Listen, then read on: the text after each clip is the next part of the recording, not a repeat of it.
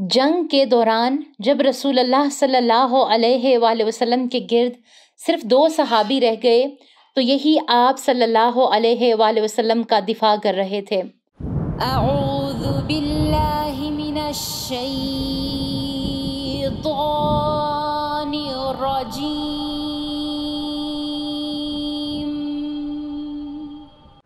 بسم اللہ الرحمن الرحیم،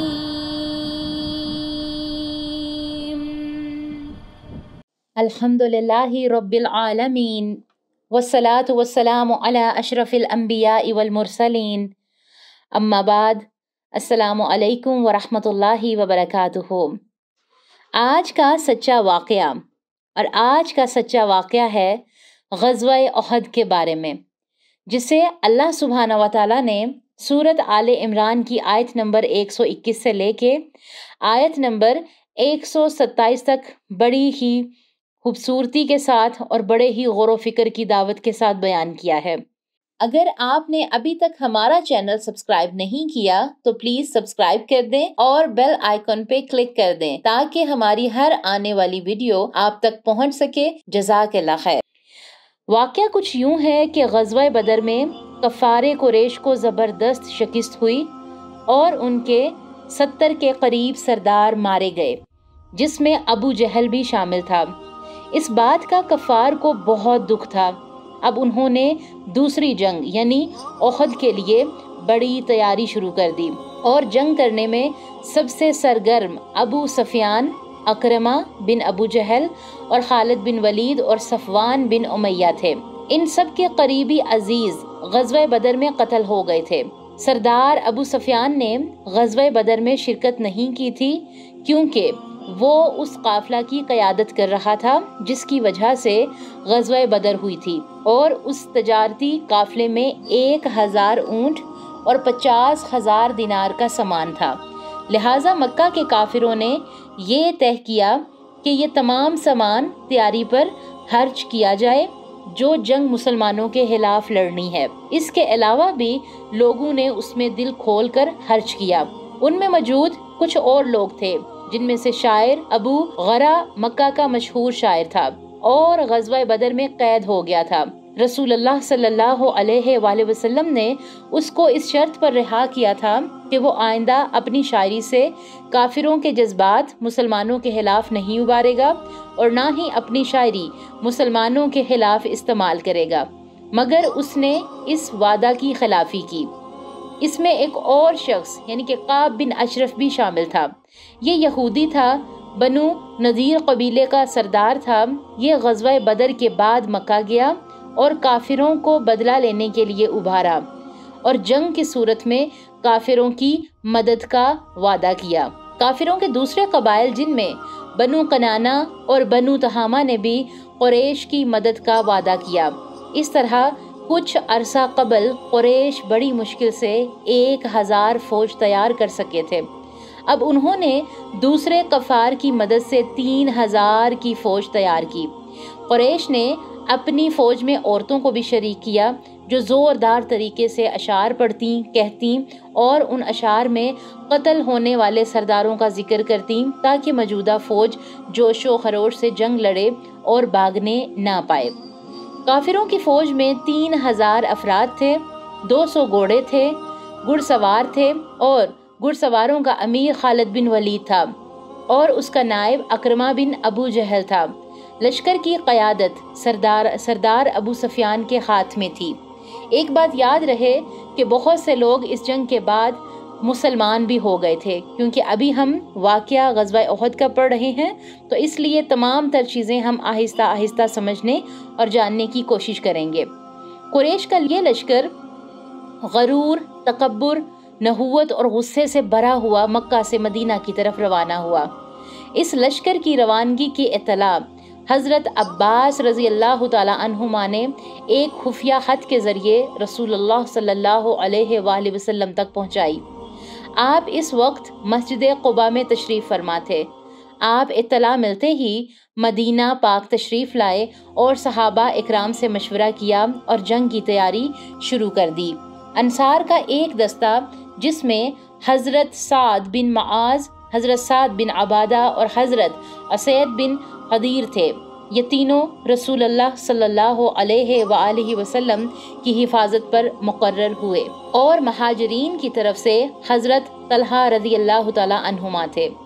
راستے میں ابوا مقام پر رسول اللہ صلی اللہ علیہ وآلہ وسلم نے صحابہ اور مہاجرین کی طرف سے حضرت طلحہ رضی اللہ تعالیٰ عنہما تھے۔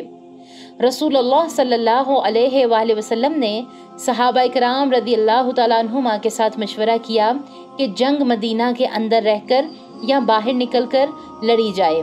اس میں عبداللہ بن ابی کا اصرار تھا کہ جنگ مدینہ کے اندر رہ کر لڑی جائے، اسی طرح ہم اپنا بہتر دفاع کر سکتے ہیں۔ رسول اللہ صلی اللہ علیہ وآلہ وسلم نے صحابہ کرام رضی اللہ تعالیٰ عنہما کو اپنا خواب سنایا کہ گائیں ذبح کی جا رہی ہیں، آپ کی تلوار کی نوک شکستہ ہو چکی ہے اور آپ کا ہاتھ اپنی محفوظ ذرا کے اندر ہے۔ آپ نے فرمایا کہ تلوار کی نوک شکستہ سے مطلب یہ ہے کہ خاندان نبوت کا کوئی فرد شہید ہوگا، اور محفوظ سے مراد یہ ہے کہ مدینہ پاک محفوظ رہے گا۔ صحابہ اکرام رضی اللہ تعالیٰ عنہما کی اکثریت کا یہ خیال تھا کہ جنگ کھلے میدان میں لڑی جائے، جن میں حضرت حمزہ بھی شامل تھے۔ کھلے میدان میں جنگ کے خامیوں میں وہ نوجوان جو کمسن ہونے کی وجہ سے غزوہ بدر میں حصہ نہ لے سکے تھے، وہ پیش تھے، تاکہ یہ جوان کھلی جگہ پر اپنے جنگی جوہر دکھا سکیں۔ رسول اللہ صلی اللہ علیہ وآلہ وسلم نے اس تجویز کو قبول فرما لیا اور اپنی ذرا پہن کر باہر تشریف لے آئے۔ آپ کو باہر آتے دیکھ کر نوجوانوں نے سوچا کہ شاید ہماری اس تجویز سے اللہ کے نبی ہم سے ناراض ہو گئے ہیں۔ انہوں نے رسول اللہ صلی اللہ علیہ وآلہ وسلم سے عرض کی کہ حضور، ہم اپنے کھلے میدان والی رائے واپس لیتے ہیں، اور آپ جو ہمیں حکم فرمائیں گے ہم اسی پر راضی ہیں۔ مگر نبی صلی اللہ علیہ وآلہ وسلم نے فرمایا، جب نبی ایک دفعہ تلوار ہاتھ میں لے لے تو وہ واپس نہیں ہو سکتی۔ اس کھلی جگہ جنگ کرنے کو منافق اعظم عبداللہ بن ابی نے پسند نہ کیا اور اپنے 300 آدمیوں کو لے کر جنگ سے علیحدہ ہو گیا۔ یہ فیصلہ کرنے کے بعد رسول اللہ صلی اللہ علیہ وآلہ وسلم اندر تشریف لے گئے۔ آپ کے ساتھ حضرت ابو بکر صدیق رضی اللہ تعالیٰ عنہما اور حضرت عمر رضی اللہ تعالیٰ عنہما بھی تھے۔ آپ نے اندر جا کر دوہری ذرا پہنی اور تیار ہو کر باہر آ گئے تو حضرت سعد بن معاذ اور حضرت حدیر نے دوبارہ آپ سے گزارش کی کہ اے اللہ کے نبی، ہم نے کھلی جگہ پر جنگ کا مشورہ دیا تھا، مگر ہم اپنی تجویز واپس لیتے ہیں۔ آپ جس جگہ حکم کریں گے ہم عمل کریں گے، مگر آپ نے وہی جواب دیا جو آپ نوجوانوں کو دے چکے تھے کہ جب نبی ایک دفعہ لباس پہن لیتا ہے تو وہ اس کو اتارتا نہیں ہے جب تک کہ جنگ کا فیصلہ نہ ہو جائے۔ آپ نے فوج کو 3 حصوں میں تقسیم کیا۔ حضرت معصب رضی اللہ تعالیٰ عنہما کو مہاجرین کا پرچم دیا، قبیلہ اوس کا پرچم حضرت حدیر کو دیا، حضرت حباب کو قبیلہ خزرج کا پرچم دیا۔ یہ دونوں اصحاب انصار میں سے تھے۔ اس طرح 1000 کا لشکر رسول اللہ صلی اللہ علیہ وآلہ وسلم کی زیر نگرانی میں، جس میں 150 ذرا پوش بھی تھے، روانہ ہوا۔ حضرت سعد بن معاذ اور حضرت سعد بن عبادہ رضی اللہ تعالیٰ عنہما ذرا میں ملبوس آپ کی حفاظت کے لیے آپ کے آگے تھے۔ آپ سیدھے کوہ احد کی طرف چلے اور آپ نے چھوٹے بچوں کو واپس کر دیا۔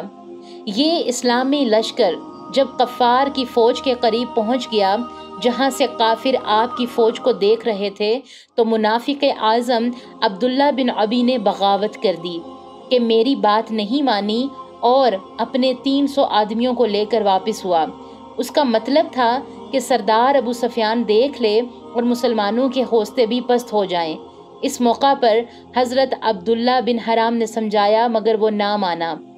ان منافقوں کے جانے کے بعد قبیلہ اوس کے بنو حارثہ اور حزرج کے بنو سلمہ نے بھی واپس جانے کا ارادہ کیا، جن کا ذکر قرآن میں ہے، مگر اللہ تعالیٰ کی مدد اور صحابہ اکرام رضی اللہ تعالیٰ عنہما کے سمجھانے پر وہ رسول اللہ صلی اللہ علیہ وسلم کا ساتھ دینے پر راضی ہو گئے اور واپس نہ آئے۔ رسول اللہ صلی اللہ علیہ وآلہ وسلم کا لشکر اب 700 افراد پر مشتمل تھا۔ آپ نے احد پہاڑ کے دامن میں پڑاؤ ڈالا۔ اس طرح آپ کے سامنے مدینہ پاک تھا اور پشت پر احد پہاڑ تھا۔ آپ کے ایک طرف کا راستہ کھلا تھا، وہاں چھوٹی سی پہاڑی تھی، اس جگہ سے دشمن آپ کی پشت سے حملہ کر سکتا تھا۔ آپ نے وہاں 50 تیر انداز حضرت جبیر کی قیادت میں مقرر کر دیے اور سختی سے فرما دیا کہ تم نے ہرگز یہاں سے نہیں ہلنا، خواہ تم دیکھو کہ جانور ہماری بوٹیاں اچک لے جا رہے ہوں، اور جب تک میں حکم نہ دوں تم نے وہاں سے نہیں ہلنا۔ اگر ہم مال غنیمت بھی اکٹھا کر کے لوٹ رہے ہوں پھر بھی تم نے یہ جگہ نہیں چھوڑنی۔ آپ نے باقی صحابہ کی تربیت فرمائی اور پورے زور سے جنگ کرنے کی تلقین کی۔ آپ نے اپنی تلوار ابو دجانہ کے سپرد کی اور فرمایا کہ اس کا حق ادا کرنا، اور ساتھ ہی اپنے صحابہ کو تاکید فرمائی کہ جنگ میں پہل نہ کرنا۔ کافروں کی فوجوں کا کمانڈر ابو سفیان تھا، گھڑ سواروں کا سربراہ خالد بن ولید تھا، اور پیدل فوج کا کمانڈر صفوان بن امیہ تھا۔ آغاز ہی میں ابو سفیان نے انصار سے کہا کہ تم جنگ سے علیحدہ ہو جاؤ، ہماری جنگ ہمارے چچازاد بھائیوں سے ہے، مگر انصار نے اس مشورے کو رد کر دیا، لیکن سردار ابو سفیان کی یہ تجویز نہ مانی۔ اوس قبیلہ کے سردار جو زمانہ جاہلیت میں بھاگ کر قریش کے پاس چلا گیا تھا، جبکہ اوس کا باقی قبیلہ مسلمان ہو گیا تھا، اس نے بھی اپنے قبیلہ پر زور دیا کہ وہ جنگ میں حصہ نہ لے، مگر قبیلہ والے نہ مانے۔ قریش کی عورتیں بھی گیت گا کر اپنے مردوں میں جوش و خروش پیدا کر رہی تھیں، اور خاص طور پر ابو سفیان کی بیوی ہندا تو گیت گا کر اپنے جوانوں کا حوصلہ دے رہی تھیں۔ جب یہ دونوں فوجیں میدان میں آمنے سامنے ہوئیں تو کافروں کی طرف سے مقابلے کے لیے کافر طلحہ بن ابی طلحہ اپنے اونٹ پر مقابلے کے لیے نکلا۔ اس کے مقابلے پر مسلمانوں کی طرف سے حضرت زبیر رضی اللہ تعالیٰ عنہما نکلے اور ایک ہی وار میں کافر کا صفایا کر دیا، جس پر مسلمانوں نے نعرہ بلند کیا، اور رسول اللہ صلی اللہ علیہ وآلہ وسلم نے فرمایا کہ ہر نبی کا ایک خواری ہوتا ہے اور میرا خواری حضرت زبیر ہے۔ اس کے بعد عام جنگ شروع ہو گئی تو کافروں کی طرف سے پہلا پرچم بردار طلحہ جب قتل ہوا تو کافروں کی طرف سے عثمان بن ابو طلحہ نے پرچم سنبھال لیا، جس کو حضرت سعد بن ابی وقاص نے ایک ہی وار سے قتل کر دیا۔ اس کے بعد اس خاندان کے کئی افراد نے پرچم سنبھالا مگر سب قتل کر دیے گئے۔ تو ایک حبشی غلام نے جھنڈا سنبھال لیا مگر وہ بھی قتل ہو گیا، تو کسی نے جھنڈا نہ اٹھایا۔ اس جنگ میں مسلمانوں کا جوش عروج پر تھا۔ ابو دجانہ جس کے ہاتھ میں رسول اللہ صلی اللہ علیہ وآلہ وسلم کی تلوار تھی، اپنے پورے جوش سے کافروں پر حملہ کر رہے تھے اور سر پر سرخ پٹی بندھی ہوئی تھی۔ حضرت زبیر کا بیان ہے کہ میں رسول اللہ صلی اللہ علیہ وآلہ وسلم کا پھوپھیزاد بھائی اور قریشی تھا۔ میں نے رسول اللہ سے تلوار مانگی مگر رسول اللہ نے مجھ کو نہ دی۔ اب میں دیکھتا رہا کہ ابو دجانہ اس تلوار سے کیا کرتا ہے، مگر میں نے دیکھا کہ ابو دجانہ نے تلوار کا حق ادا کر دیا۔ اس کی زد میں جو بھی کافر آیا اس کو قتل کر دیا۔ ایک دفعہ ابو سفیان کی بیوی ہندا بھی اس کی زد میں آئی مگر اس کو عورت سمجھ کر اس پر وار نہ کیا۔ دوسری طرف حضرت حمزہ رضی اللہ تعالی عنہما بھی کافروں پر وار کر رہے تھے اور کافروں کو قتل کر رہے تھے، مگر عین لڑائی کے دوران ایک حبشی غلام جس کا نام وحشی تھا، اس نے چھپ کر حضرت حمزہ پر تیر چلایا جس سے آپ شہید ہو گئے۔ یہ ایک کافر جبیر کا غلام تھا جس نے اس حبشی غلام پر شرط لگا دی کہ اگر تم رسول اللہ صلی اللہ علیہ وآلہ وسلم کے چچا حضرت حمزہ کو شہید کر دو گے تو میں تمہیں آزاد کر دوں گا۔ چنانچہ حضرت حمزہ کی شہادت کے بعد اس کو آزادی مل گئی۔ اس جنگ میں حضرت ابو بکر صدیق رضی اللہ تعالیٰ عنہما، حضرت عمر، حضرت زبیر، حضرت معصب، حضرت طلحہ اور بے شمار صحابہ اکرام رضی اللہ تعالیٰ عنہما نے حصہ لیا۔ حضرت حنظلہ ایک منافق ابو عامر جس کو رسول اللہ صلی اللہ علیہ وآلہ وسلم نے فاسق قرار دیا تھا ان کا بیٹا تھا۔ یہ منافق ابو عامر بھاگ کر مدینہ سے چلا گیا تھا اور دشمنوں سے مل کر جنگ کر رہا تھا۔ جب جنگ شروع ہوئی تو حضرت حنظلہ رضی اللہ تعالیٰ عنہما اپنی بیوی کے ساتھ سوئے ہوئے تھے کہ آپ کو جنگ کی خبر ہوئی تو آپ وہاں سے بھاگ کر جنگ میں شریک ہوئے اور اسی حالت میں شہید ہو گئے۔ شہید کو چونکہ غسل نہیں دیا جاتا لہٰذا فرشتوں نے آپ کو غسل دیا کیونکہ آپ اپنی بیوی سے صحبت کر چکے تھے اور نہانے کا وقت نہ تھا۔ جب رسول اللہ صلی اللہ علیہ وآلہ وسلم نے حضرت حنظلہ کا جنازہ پڑھایا اور پڑھانے لگے تو اس وقت بھی آپ کے سر مبارک سے پانی ٹپک رہا تھا۔ جنگ کے دوران خالد بن ولید نے 3 بار کوشش کی کہ مسلمانوں کی پشت سے حملہ کریں مگر پہاڑی پر موجود 50 تیر اندازوں نے اس کے ہر حملے کو ناکام بنا دیا، لہٰذا کافر اپنا سامان چھوڑ کر بھاگ نکلے اور ساتھ ہی عورتوں کو بھی لے کر بھاگ گئے۔ جب کافروں کو شکست ہوئی اور وہ بھاگ نکلے تو مسلمانوں نے مال غنیمت اکٹھا کرنا شروع کر دیا۔ ان کو دیکھ کر پہاڑی پر بیٹھے تیر اندازوں نے بھی مال غنیمت لوٹنا شروع کر دیا۔ اس طرح تیر اندازوں کے کمانڈر حضرت جبیر رضی اللہ تعالیٰ عنہما کے ساتھ صرف 10 تیر انداز رہ گئے۔ پھر حضرت جبیر رضی اللہ تعالیٰ عنہما نے ان کو کافی روکا اور رسول اللہ صلی اللہ علیہ وآلہ وسلم کا حکم سنایا، مگر ان کا کہنا تھا کہ جب کافروں کو شکست ہو گئی ہے تو اب یہاں رکنا فضول ہے۔ خالد بن ولید نے جب دیکھا کہ پہاڑی پر صرف 10 آدمی رہ گئے ہیں تو اس نے مسلمانوں پر عقب سے حملہ کر دیا، 10 تیر اندازوں کو شہید کر دیا اور جو کافر بھاگ رہے تھے وہ بھی واپس آ گئے اور انہوں نے بھی مسلمانوں پر عقب سے حملہ شروع کر دیا، جس سے مسلمانوں میں ایک افراتفری پیدا ہو گئی اور مسلمان کافروں کے نرغہ میں آ گئے۔ اس افراتفری میں کچھ کمزور قسم کے مسلمان بھاگ کر مدینہ کی طرف چلے گئے اور پھر ایسی افراتفری پھیلی کہ مسلمان ہی مسلمانوں کو جو ہیں وہ قتل کر رہے تھے۔ اس دوران یہ افواہیں پھیل گئیں کہ رسول اللہ صلی اللہ علیہ وآلہ وسلم شہید ہو گئے ہیں۔ دراصل حضرت ماسب شہید ہوئے تھے اور ان کی شکل رسول اللہ صلی اللہ علیہ وآلہ وسلم سے کافی ملتی تھی۔ یہ افواہ سن کر مسلمان بددل ہو گئے اور ادھر ادھر بھاگ رہے تھے، مگر دوسری طرف حضرت انس اور دوسرے صحابہ یہ اعلان کر رہے تھے کہ جب رسول اللہ صلی اللہ علیہ وآلہ وسلم شہید ہو گئے ہیں تو ہم زندہ رہ کر کیا کریں گے، لہٰذا انہوں نے زور سے کافروں پر حملہ کیا اور وہ بھی شہید ہو گئے۔ جو صحابہ بھاگ رہے تھے وہ رسول اللہ صلی اللہ علیہ وآلہ وسلم کی شہادت کا سن کر ایک جگہ آرام سے بیٹھ گئے تھے۔ انہوں نے بھی دشمن پر حملے شروع کر دیے۔ اسی طرح مسلمانوں کو پتہ چل گیا کہ رسول اللہ زندہ ہیں تو وہ واپس آ کر رسول اللہ صلی اللہ علیہ وآلہ وسلم کے گرد جمع ہونے لگے، اور اس افراتفری کے وقت رسول اللہ صلی اللہ علیہ وآلہ وسلم کے پاس صرف 9 صحابہ رہ گئے تھے، جن میں 7 انصاری اور 2 مہاجرین میں سے تھے۔ جب دشمن قریب آئے تو صحابہ کرام مقابلہ کرتے رہے، اسی طرح ان میں 7 انصاری شہید ہو گئے اور رسول اللہ صلی اللہ علیہ وآلہ وسلم کے گرد صرف 2 مہاجرین رہ گئے، جن میں حضرت طلحہ بن عبید اللہ اور سعد بن ابی وقاص تھے۔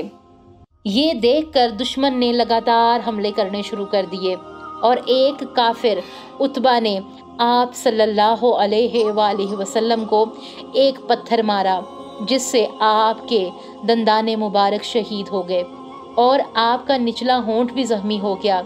ایک اور کافر عبداللہ بن قمہ نے آپ کو تلوار کا زخم لگایا اور ساتھ ہی نعرہ لگایا کہ میں قمہ کا بیٹا ہوں، جس پر رسول اللہ صلی اللہ علیہ وآلہ وسلم نے فرمایا کہ اللہ تجھے توڑے۔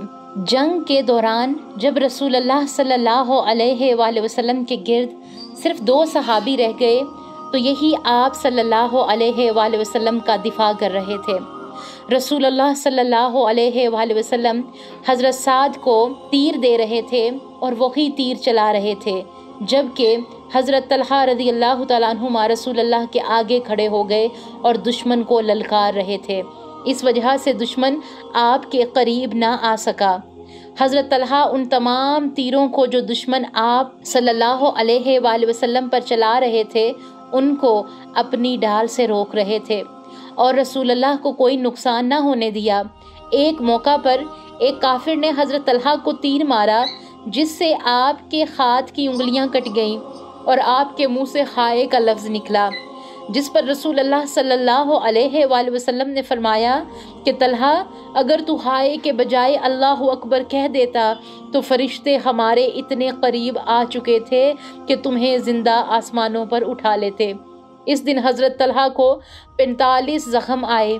رسول اللہ صلی اللہ علیہ وآلہ وسلم فرمایا کرتے تھے کہ اگر کوئی زندہ شہید دیکھنا چاہتا ہے تو وہ حضرت طلحہ کو دیکھ لے۔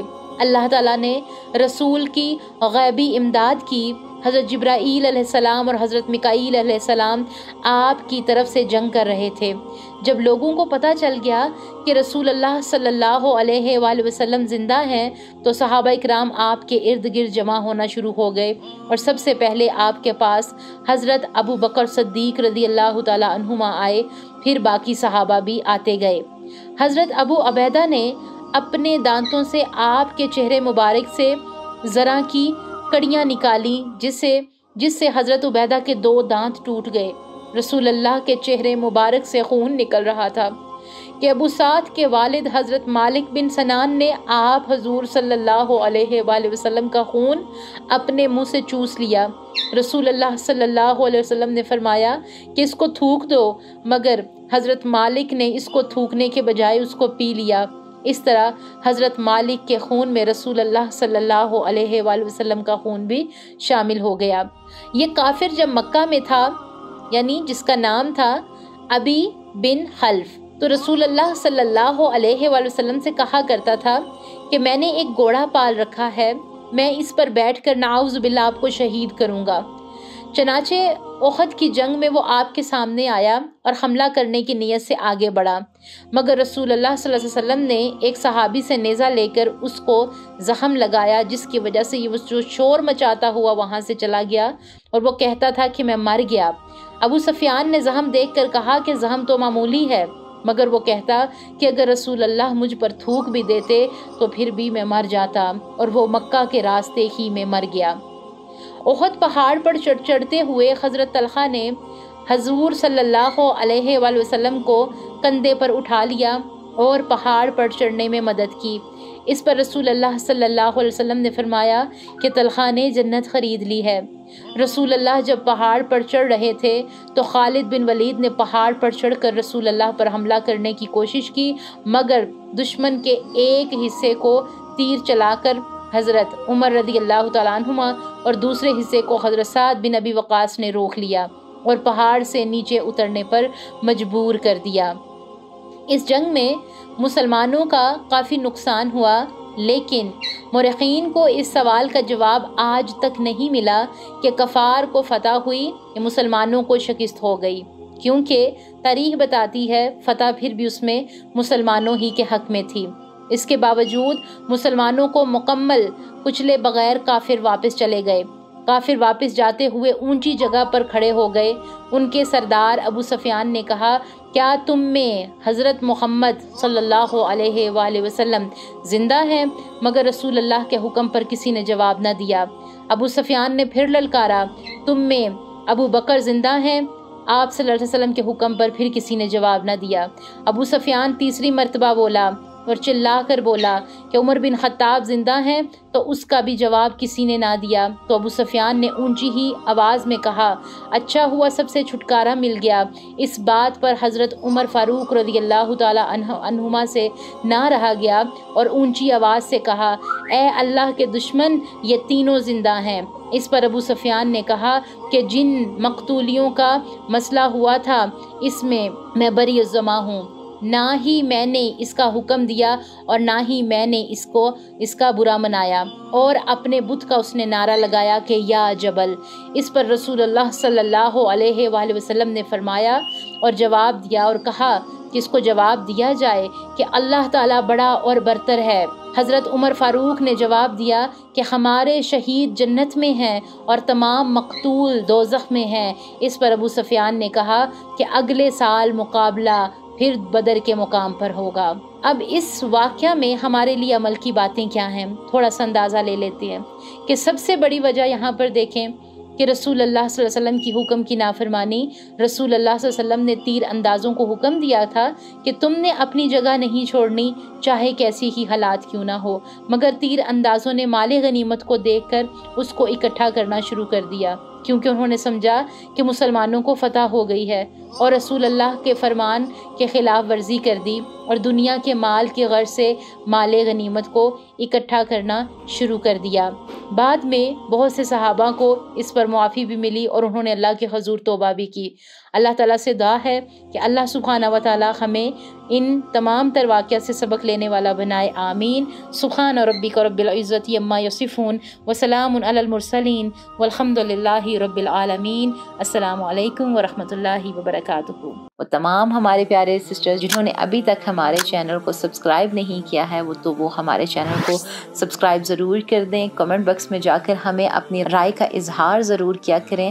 اس سے کیا ہوتا ہے کہ ہماری پیچھے جتنی بھی ٹیم ہوتی ہے اس کو بہت خوشی ہوتی ہے، کام کرنے میں آسانی ہوتی ہے، اور اس سے ہم خود بھی موٹیویٹ ہوتے ہیں کام کو لے کے، چیزوں کو لے کے۔ اللہ تعالیٰ آپ سب کو جزائے خیر عطا فرمائے، آمین۔